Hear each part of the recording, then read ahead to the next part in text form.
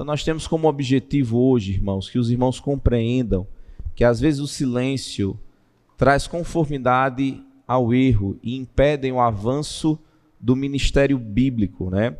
A Bíblia diz em várias partes que até mesmo o tolo, quando se cala, ele é tido por sábio, falando da importância de falarmos menos e pensarmos naquilo que nós falamos, né? A Bíblia também diz que no muito falar não falta pecado, transgressão, né? Então nós conhecemos esse texto, mas a pergunta é, e quando falar? Quando está em jogo a obra do Senhor, né? Vocês sabem que a igreja de Corinto tinha recebido falsos apóstolos, tinha recebido falsos obreiros, os quais queriam destruir a imagem do apóstolo Paulo, dizendo que nem sequer ele era apóstolo, dizendo que ele estava louco e tudo mais, dizendo que o ministério dele não era um ministério verdadeiro, que ele não tinha cartas de recomendação e que eles não deveriam ouvir Paulo, que ele não tinha presença, que ele não tinha ensino e tudo mais. Então havia uma acusação contra Paulo. E o que eu vou dizer aqui, irmãos, normalmente não é isso que acontece na nossa vida. Normalmente, diante da acusação, a nossa atividade deveria ser o quê? Entregar a Deus que julga retamente. Essa é a atitude nossa. Em muitas situações, é essa a aplicação que nós devemos dar. Às vezes nós não devemos nos defender. Mas quando é que nós devemos defender? Quando está em jogo o bem espiritual daqueles irmãos. Se Paulo não se defendesse diante das acusações dos falsos apóstolos, aquela igreja iria ser tomada por falsos apóstolos. Aquelas pessoas seriam induzidas ao erro, ao pecado e a se afastar do Senhor. Então ele precisava, nesse momento, se defender, né? E aí a gente vai perceber as razões porque Paulo se defende diante dos irmãos de Corinto. Vamos para o nosso texto. A primeira razão, irmãos, é o temor que ele tinha do Senhor. Eu quero que você chegue no versículo 11. Lemos a partir do 12, mas eu quero que você chegue no 11. Apóstolo Paulo tinha uma reverência, uma devoção ao Senhor, uma dependência do Senhor. Ele amava a Deus acima de todas as coisas. Ele amava o Senhor Jesus Cristo e vivia por causa disso, né? Então, aqui diz o texto o seguinte: assim que, sabendo o temor que se deve ao Senhor, persuadimos os homens à fé, mas somos manifestos a Deus e espero que nas vossas consciências sejamos também manifestos. Irmão, temer a Deus é ter reverência, é ter admiração, é ter respeito por Ele, e isso resulta num culto racional, numa adoração e num serviço. Então o apóstolo Paulo, o serviço dele, o ministério dele, era resultante de sua devoção ao Senhor, do seu temor ao Senhor. Então, Paulo ficou perturbado, vamos dizer assim, porque as pessoas, quando estavam acusando ele, eles estavam de maneira direta ou indireta deturpando a devoção que ele tinha para com Deus, né? A quem ele amava intensamente, ao ponto de amar acima de qualquer pessoa. Tanto é que ele dizia o quê? Se nós buscássemos agradar os homens, não seríamos servos do Senhor.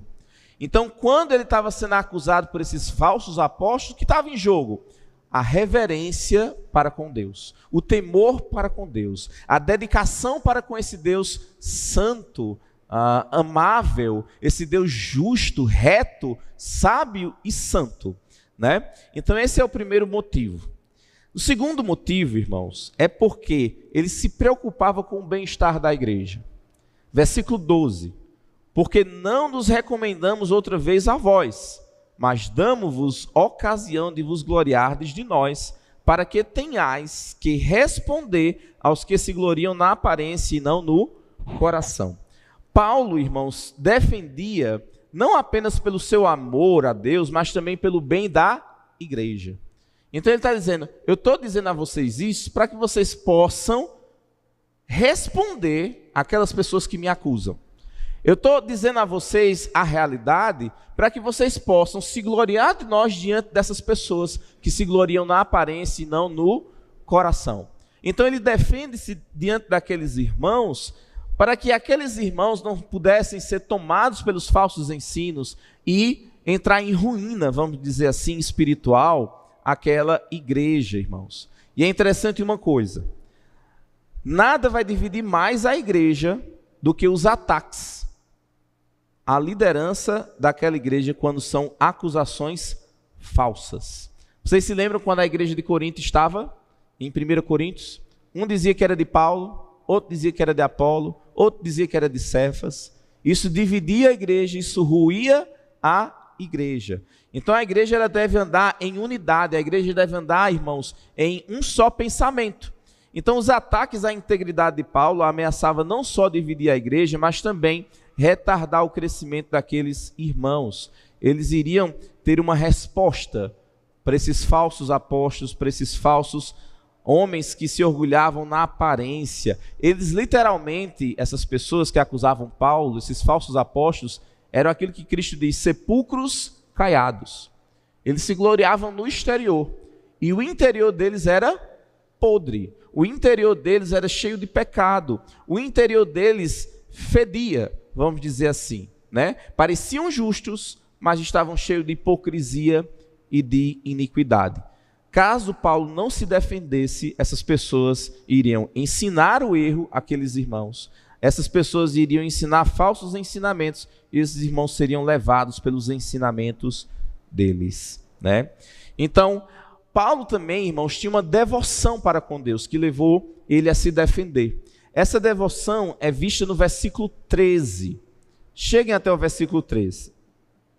Ele diz o seguinte: porque se enlouquecemos é para Deus, e se conservamos o juízo é para vós. A partir disso a gente entende que uma das acusações que esses falsos apóstolos diziam sobre Paulo é que Paulo era doido. Você já viu alguém muito piedoso, temente a Deus, que ama a Deus, ser ridicularizado?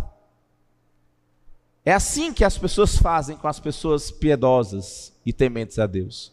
Eles ridicularizam. E eles possivelmente estavam chamando Paulo de tolo, de doido, de louco, né? O mundo, irmãos, olha frequentemente de maneira desfavorável sobre aquelas pessoas que são zelosas da verdade. O mundo despreza as pessoas que são zelosas pela verdade, por piedade, por devoção a Deus. Não espere que o mundo elogie alguém que ama e teme a Deus sobre todas as coisas. Esse é o radical, isso aí é o crentão, né?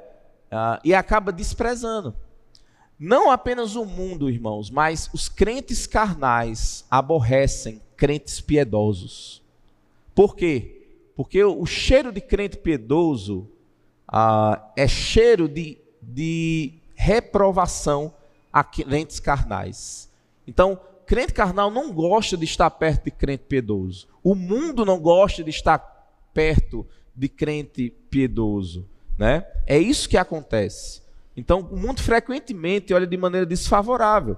O compromisso de Paulo, irmãos, não era para agradar fulano, não era para agradar Beltrano. O compromisso de Paulo, irmãos, era para agradar a Deus, né?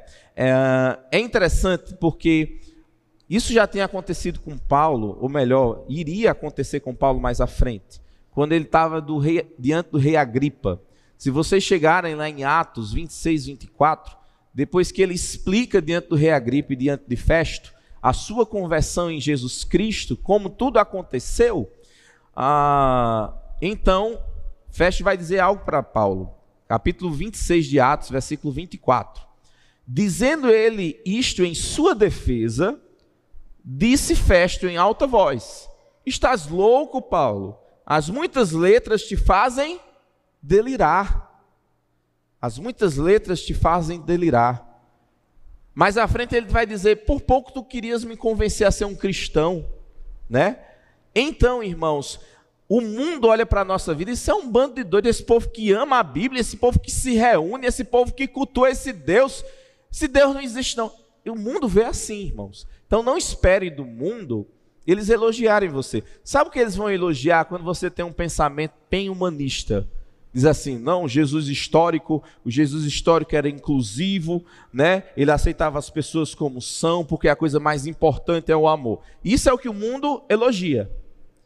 Mas quando nós pensamos de maneira bíblica e vivemos de maneira bíblica, lutando contra o pecado, entristecendo porque falamos algo que desagrada a Deus, entristecendo-nos quando fazemos algo que é desagradável a Deus, o mundo diz, esse povo é besta, esse povo é louco. Quando nós lutamos contra os desejos da carne, quando nós lutamos para viver de uma maneira piedosa e agradável ao Senhor, quando falamos semana passada, o apóstolo Paulo dizia o quê? Eu procuro em tudo na minha vida agradar a Deus. Por quê? Porque eu vou estar diante dele. Então o mundo olha para essas convicções e diz assim, isso é uns besta, né? Então não espere do mundo, irmãos, elogios por você viver a vida cristã. Os falsos apóstolos eram pessoas enviadas por Satanás. E essas pessoas também não iriam jamais elogiar Paulo. Eles iriam o quê? Acusar Paulo, né? Então, o mundo, ele traz oposição para nós. O que as pessoas pensavam sobre Paulo, irmãos, isso aqui é interessantíssimo. Não mudava nada das suas convicções. Paulo queria unicamente agradar a Deus. Se alguém elogiava Paulo, ele iria continuar servindo ao Senhor do mesmo modo. Se alguém criticasse Paulo, ele iria continuar servindo ao Senhor do mesmo modo. Por quê? Porque ele tinha a consciência dele. É importante quando a gente tem a consciência bíblica, discernimento espiritual, consciência exercida na verdade. Por quê? A gente não está preocupado em tomar decisões baseadas na aceitação de alguém ou na rejeição. A gente está preocupado em tomar decisões baseadas em agradar a Deus ou desagradar a Deus. A consciência, irmãos, faz com que a gente permaneça firme diante da oposição. Tem um livro chamado Graça Abundante, que fala um pouco da história de John Bunyan. Ele, um pastor batista, preso longe de sua esposa e de sua filha. E ele só queria uma coisa, que ele rejeitasse a mensagem que ele ensinava. E a consciência dele não permitiu, ele preferiu ficar longe da esposa e da família para não ferir a sua consciência. É a consciência, irmãos, que nos faz permanecer firmes. É a consciência que faz os jovens caminhar no caminho e rejeitar as tentações desse mundo.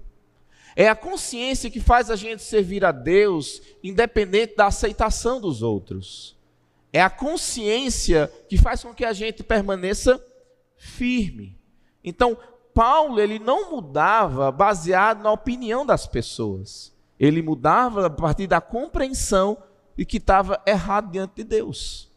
E isso é o que nós devemos, irmãos, começar a pensar na nossa vida. Será que eu tenho agradado a Deus com isso? Será que eu tenho agradado a Deus naquilo? Então o apóstolo Paulo, irmãos, ele buscava agradar a Deus. Por quê? Semana passada nós vimos um primeiro porquê. Porque ele iria estar diante desse Deus. Que diante dele nada é escondido. Diante dele todas as coisas estão nuas e patentes. Diante daquele que havemos de tratar.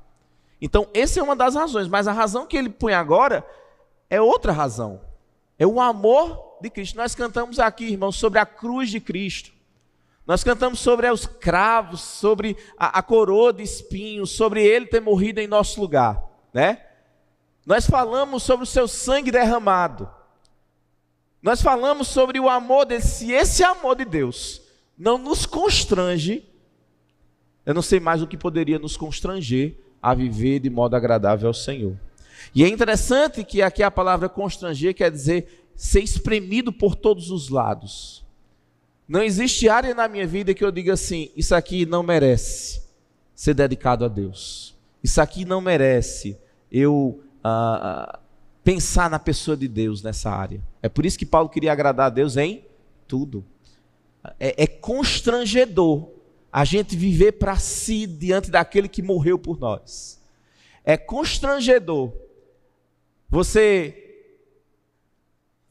está no trânsito, andando, vem um carro, ia pegar em você, ia bater em você, alguém pula, lhe empurra, se sacrifica por você, e você no dia seguinte não ter a mínima atenção quando for atravessar a pista de novo. Você deveria pensar, alguém morreu por mim, eu tenho que zelar agora por essa vida que essa pessoa me deu novamente, né? É constrangedor você olhar para Deus, que lhe amou de tal maneira, que entregou seu filho, para que você vivesse uma vida santa e você não viver. Então ele diz, o amor de Cristo nos constrange. O amor de Cristo, irmãos, é o amor maior que se pode experimentar. Cristo diz o quê? Não tem amor maior do que este, do que dar a vida pelos seus amigos. Eu não vos chamo mais servos, mas vos chamo amigos. Cristo, ele demonstrou o maior amor que você poderia experimentar. E é constrangedor você rejeitar a Jesus Cristo em troca de amores menores, em troca de paixões menores. Então ele está dizendo, o amor de Cristo me constrange, julgando, pensando. Talvez uma das estratégias de Satanás hoje é levar as pessoas a não pensarem mais, a não refletirem. E uma das formas que ele faz com que a gente não reflita, não pense mais na nossa vida espiritual, irmãos, é através da correria. Hoje a gente não tem tempo mais para nada. A gente não tem tempo para meditar, para pensar em Deus, para pensar na sua palavra, para pensar na nossa vida espiritual, para pensar no nosso encontro com Ele. E é isso que Satanás quer, que você seja levado pela pressão. Você tem que chegar e dizer, não, eu quero ter o meu tempo com o Senhor. O meu tempo com o Senhor. Eu quero meditar sobre a minha vida. Eu quero meditar sobre as minhas ações, os meus feitos. Davi dizia, os meus pecados estão sempre diante de mim. Será que nós temos nos entristecido com os nossos pecados? Ele diz, julgando, ele pensava, irmãos. Ele trouxe um julgamento, julgando nós assim. Se um morreu por todos, logo todos morreram. Visto que Cristo amava, visto que Cristo tinha salvado, ele queria, irmãos, ter a certeza que nada prejudicaria o serviço a ele. Nada. Cristo morreu por ele e agora, irmãos, ele morreu para o antigo Paulo, para o antigo Saulo. Ele morreu para a antiga vida que ele tinha, né? Ele morreu para que nós morrêssemos. Cristo morreu por nós para que nós morrêssemos. Ele morreu para que o nosso homem velho morresse, nossos velhos hábitos, nossas velhas formas de avaliar a vida, nossos velhos desejos e paixões, nossos velhos hábitos. Às vezes nós adentramos a vida cristã e queremos trazer a nossa antiga vida, os nossos pensamentos, as nossas formas de lidar com as coisas, como nós lidávamos quando éramos filhos do diabo. E nós esquecemos que Cristo morreu para que a gente morresse, que a gente fosse sepultado com Ele, né? Para que o nosso velho homem fosse mortificado diariamente. Cristo diz o quê? Se alguém quiser ser meu seguidor, tome a sua cruz, morra a cada dia, negue-se a si mesmo e siga-me. Talvez o povo de Deus hoje tenha esquecido de que tem que mortificar o velho homem, de que tem que matar os velhos desejos, que tem que deixar de lado as antigas práticas e os antigos modos de viver e de pensar, para ser transformado por uma mudança de mentalidade que o apóstolo Paulo diz em Romanos capítulo 12. Então o amor de Cristo constrange. Não havia nenhuma área na vida de Paulo que o amor de Cristo por ele não constrangesse. Por isso que ele procura ser agradável ao Senhor. O amor de Cristo constrange, irmãos, diante do nosso cônjuge. Quando o Senhor Jesus Cristo diz, Voltaires, ame sua esposa, como eu amei a igreja. E talvez no momento que a gente diga uma palavra áspera, que a gente maltrate, que a gente não cuide, que a gente não alimente, ali o amor de Cristo deveria nos constranger. O amor de Cristo nos constrange quando Ele nos confia o cuidado dos nossos filhos. E como é que constrange? Ele nos deu para educarmos na disciplina do Senhor, para amarmos e ensinarmos o caminho do Senhor.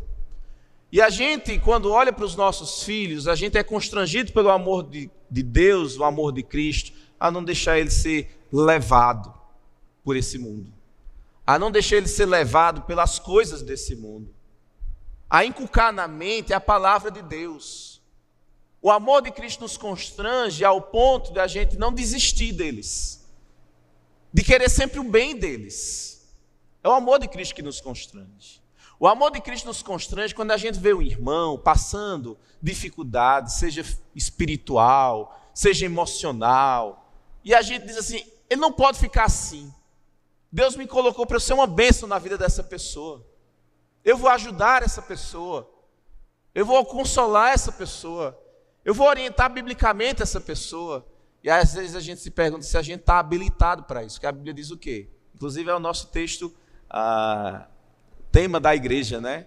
A fim de que todo homem seja perfeito e perfeitamente habilitado para toda boa obra. Então, irmãos, o apóstolo Paulo ele era constrangido pelo amor de Deus. Ele dizia assim: eu não posso viver de qualquer forma diante do amor revelado, diante do resgate da minha alma, diante do conhecimento do Altíssimo. Eu não posso viver de qualquer forma. Eu sou constrangido a sofrer o dano, eu sou constrangido a levar a carga, eu sou constrangido a ser devedor, eu sou constrangido a pregar o evangelho, eu sou constrangido a amar os irmãos. Era esse amor que constrangia o apóstolo Paulo. Ele tinha o desejo, irmãos, de ter uma vida reta. Às vezes a gente se pergunta, quais são os desejos do nosso coração? Talvez o último da lista, ou nem entrasse na lista, era o desejo de ser agradável ao Senhor. Aqui no versículo 15, ele expressa o desejo dele.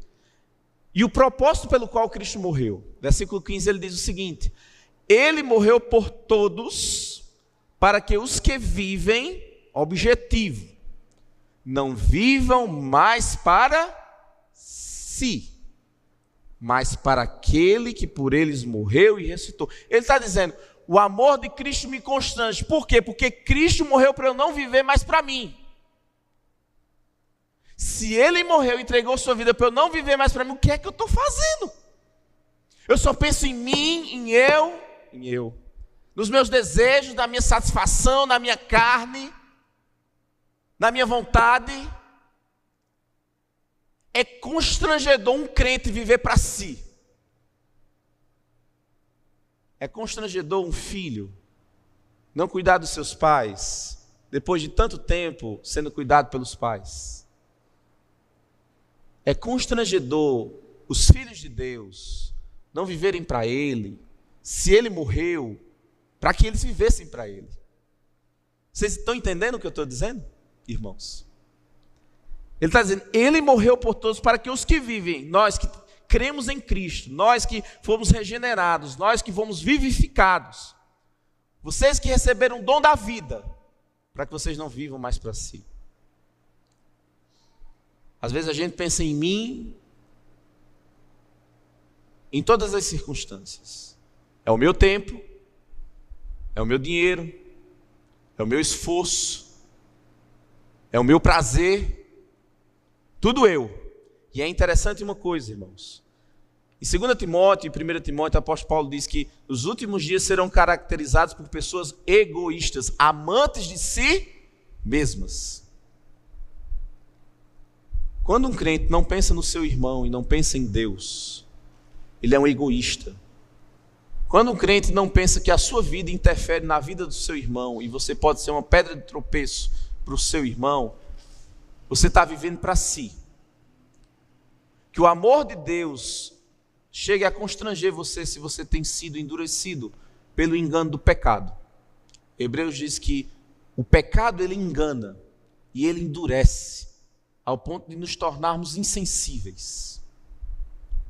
Mas que esse amor, demonstrado por uma coroa de espinhos, esse amor demonstrado por uma cruz, esse amor demonstrado pela ira de Deus sendo derramada em Cristo, a fim de que você conhecesse a graça de Deus e não a sua ira, possa lhe constranger a você não viver mais para si, mas viver para Ele, por aquele que lhe resgatou, para agradar a Ele, né? Ele morreu por todos, para que os que vivem não vivam mais para si, mas para aquele que por eles morreu e ressuscitou. Depois que nós entregamos a vida a Cristo, irmãos, nós não encaramos a vida da mesma forma, nós não vemos as pessoas da mesma forma e nem Deus como víamos antes. Tudo muda.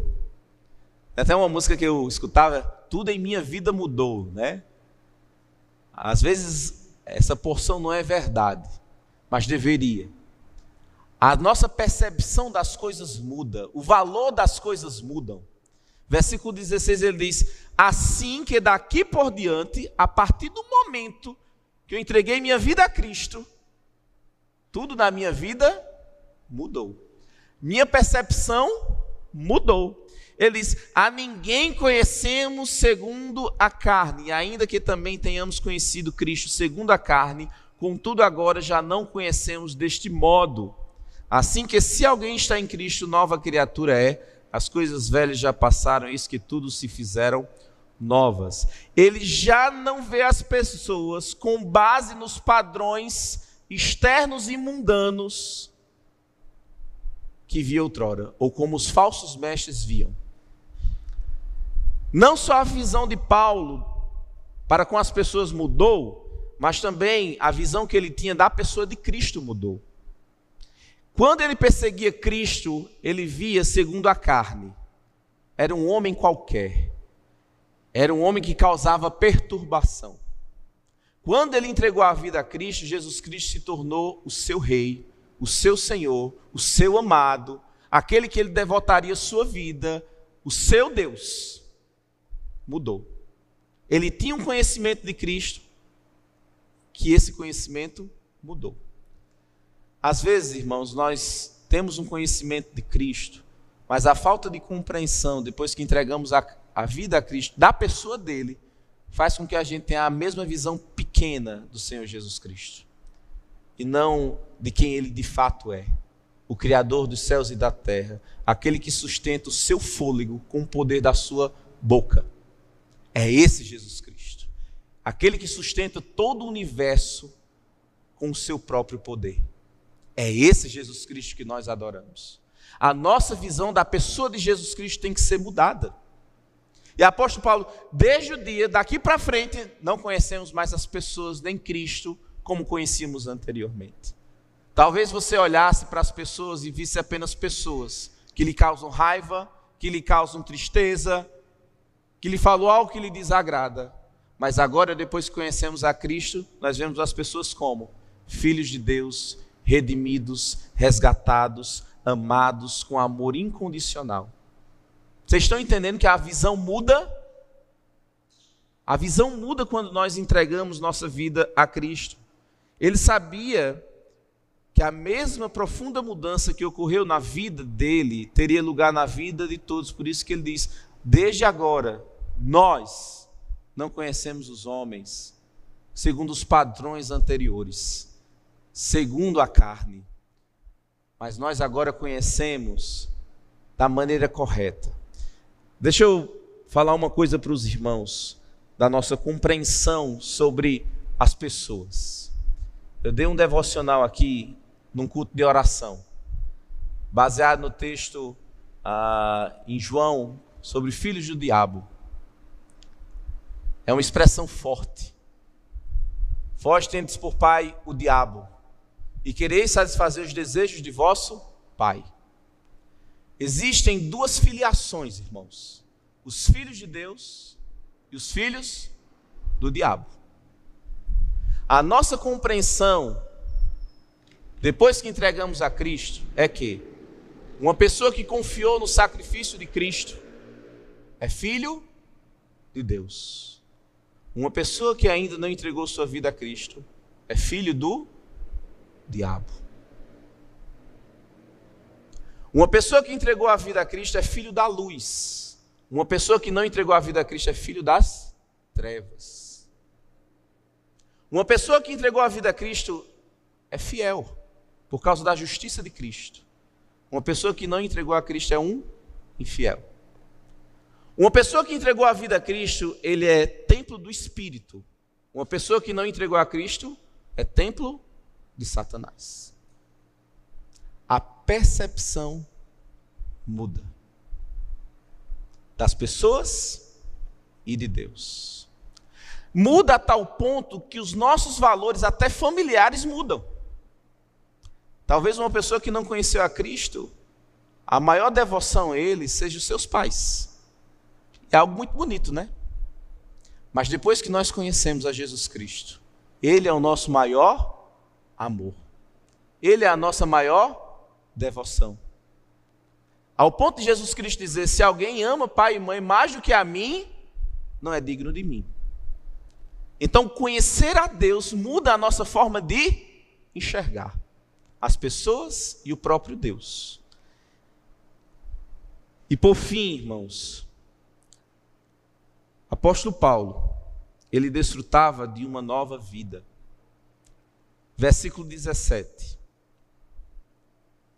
Assim que, se, é uma condição, se alguém está em Cristo, pastor Jonathan, ele deu uma série de estudos, acho que foi até no primeiro acampamento que a gente fez lá em Lagoa Seca. O poder do em. O que é estar em Cristo? E aqui ele está dizendo, se alguém está em Cristo, se alguém foi inserido na pessoa de Cristo, se alguém está guardado na pessoa de Cristo, ele é uma nova criatura.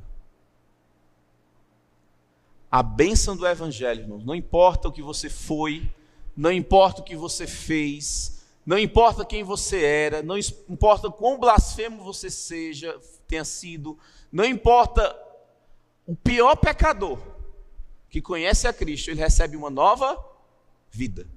O apóstolo Paulo experimentou isso, irmãos. E é isso que o apóstolo Paulo experimentou. Ele dizia assim, eu não sou digno nem de ser chamado apóstolo, porque antes da minha conversão eu perseguia a igreja do Senhor, consentia na morte das pessoas. Ele era um assassino. Ele perseguia, ele colocava pressão psicológica nas pessoas. Rejeita Jesus Cristo ou você morre. Era esse Saulo. Era esse o antigo Paulo. Mas depois que ele conheceu a Cristo, ele era uma nova criatura. Ele experimentou isso, as pessoas que receberam o Evangelho de Paulo experimentaram isso. As coisas velhas já passaram, e eis que tudo se fizeram novas. Que maravilha! Porque Paulo tinha que se defender, porque era isso que estava em jogo. O Evangelho puro, o Evangelho verdadeiro, que transforma vidas, que dá uma nova vida às pessoas, que restaura, que transforma. O que estava em jogo era o crescimento espiritual daquela igreja, para eles não serem levados a serem conduzidos por lobos em peles de cordeiros. É por isso que Paulo tinha que se defender, irmãos. Não era para que ele estivesse acima das pessoas, não. Era para que a verdade do Evangelho permanecesse firme naquele povo. Para que a verdade do Evangelho que transforma permanecesse firme. Os valores antigos, temos uma nova vida, somos uma nova criatura, as coisas velhas já passaram. O que é que passou, apóstolo Paulo? Os valores antigos. Aquilo que eu prezava, eu não prezo mais. O apóstolo Paulo dizia sobre o seu histórico, nascido da tribo de Benjamim, fariseu, hebreu de hebreu, impecável quanto à lei. O que é isso para mim agora? É esterco. Para mim não tem valor algum diante da sublimidade do conhecimento da pessoa de Jesus Cristo. Os valores mudam, irmãos. Talvez nós tenhamos construído a nossa vida pensando aqui na terra, mas agora nós temos uma cidade celestial, do qual nós aguardamos também o nosso Redentor. A coisa mais importante hoje não é ter uma casa própria aqui. A coisa mais importante é chegarmos na casa do Pai. A coisa mais importante não é juntar tesouros aqui, é juntar onde a traça não corrói, não consome, onde a ferrugem não corrói. Juntar tesouros dos céus. A nossa perspectiva muda. Entende, irmãos? Talvez anteriormente nós nos gloriarmos na aparência, o que os outros pensam de mim. Hoje nós deveríamos pensar o que Deus pensa de mim. De nada vale mais a aparência. Ele não julga segundo a aparência, mas segundo a reta justiça. Talvez anteriormente a gente se gloriasse em nunca estar errado. Hoje a gente, irmão, se alegra quando a gente pode dizer: eu pequei, eu errei, eu reconheço. Muda tudo. Então a pergunta que eu faço hoje, irmãos, aos amados, é: será que temos algo a defender em nossa vida? Ou será que muitas vezes as acusações são verdadeiras por não sermos gratos ao Senhor, por não experimentarmos esse amor que nos constrange, porque estamos muito seduzidos pelo engano do pecado? Será que vale a pena lutar por algo que leve a edificação do povo de Deus, que leva o crescimento, que leva a verdade do Evangelho? Será que você está disposto a dizer assim: olha, eu tenho vivido assim, eu não abro mão disso, porque isso aqui me leva a levar outras pessoas mais próximas do Senhor? Apóstolo Paulo tinha muito a perder com falsas acusações. O ministério verdadeiro, o ministério transformador, o evangelho que transformava vidas, né? Será que nós temos tido a devoção, o temor ao Senhor, o experimentado esse amor que é derramado no nosso coração e sentir a indignidade de quem nós somos diante desse Deus santo, justo e reto? Essa é a pergunta. Enquanto a nossa perspectiva de Deus não mudar, irmãos, a nossa vida não vai mudar. Enquanto Cristo ainda não for o grande alvo da nossa vida, nós não vamos ter o poder para lutar contra os enganos do pecado. Não vamos ter. Nós precisamos mudar a nossa forma de pensar, para que essa forma de pensar mude as nossas afeições e as nossas atitudes. Então Paulo tinha razões para se defender por causa disso, por causa do ministério, por causa do avanço do evangelho, por causa das falsas acusações desses falsos apóstolos que não entendiam, que não valorizavam uma vida devota ao Senhor. Irmãos, que possamos ter o discernimento de sabermos quando temos que falar e quando temos que entregar a Deus que julga retamente. Quando temos que falar e nos defender como Paulo, quando isso vai afetar outras vidas e vai atrapalhar a obra do Senhor. Mas quando não, devemos entregar a Deus, que julga retamente todas as coisas. Certamente aqui também Paulo entregou a Deus, mas foi necessário a defesa dele diante desses irmãos. Possamos aprender com o apóstolo Paulo, que possamos ter uma vida devotada a Deus, que possamos reconhecer a nova vida que temos, o privilégio que temos em Cristo Jesus, que esse amor possa nos constranger a mudarmos. Se você não tem tido uma vida de leitura da palavra, que esse amor possa lhe constranger a querer conhecer mais esse Deus. Se você não tem tido uma vida de oração, que deveria ter, que esse amor lhe leve a falar com o Senhor, a levar a se soltar diante desse Deus, no sentido de expressar aquilo que passa no seu coração, porque temos esse sumo sacerdote que está a nos ouvir, que nos compreende e que nos consola e que nos conduz. Se esse amor não tem lhes constrangido a você se dedicar à obra, se dedicar ao serviço do Senhor, que nessa noite você possa ser constrangido e dizer: Senhor, eu quero te servir mais, eu quero te servir enquanto eu viver. Não existe aposentadoria na obra do Senhor. A aposentadoria é quando partirmos, né? Enquanto isso estaremos servindo ao Senhor. Amém?